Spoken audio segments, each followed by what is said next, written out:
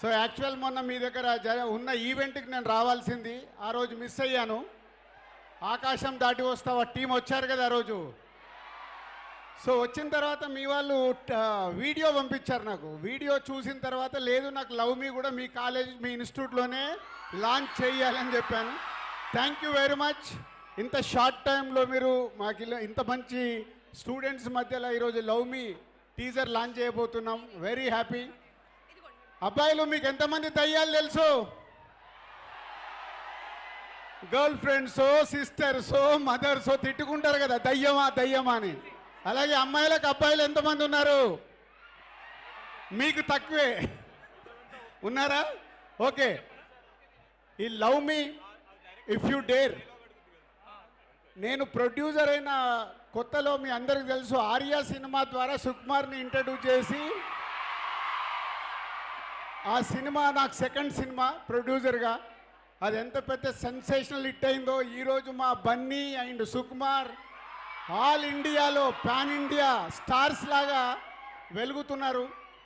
So after 20 years మళ్ళీ ఈ కథ నన్ను విన్నప్పుడు ఒక న్యూ ఏజ్ ఫిలిం, మీకు ఎస్పెషల్లీ యూత్కి చాలా కొత్త సినిమా. ఇప్పటి వరకు మీరు ఈ సినిమా చూశాక ఆ సినిమా లాగుందనో ఈ సినిమా లాగుందనో వంక పెట్టడానికి కూడా ఛాన్స్ లేకుండా అరుణ్ అండ్ నాగా వీళ్ళిద్దరు 2 సంవత్సరాలు నాతో ట్రావెల్ చేసి ఈ కథను ఓకే చేయించుకున్నారు.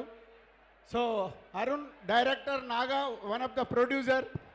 సో మీ యూత్కి కావలసిన యూత్ తీసిన సినిమా ఇది. సో మీకు ఇప్పుడు టీజర్ ఫస్ట్ మీరే చూడబోతున్నారు. చూశాక మీకే అర్థమవుతుంది ఎంత న్యూ ఏజ్ ఫిలిం.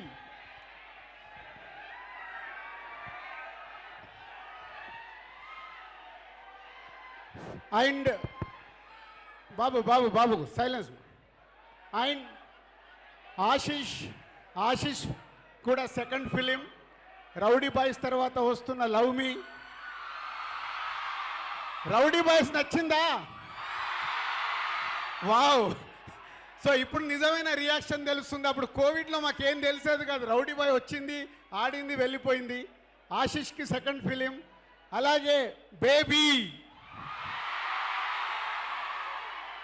బేబీకి కూడా సెకండ్ ఫిలిం.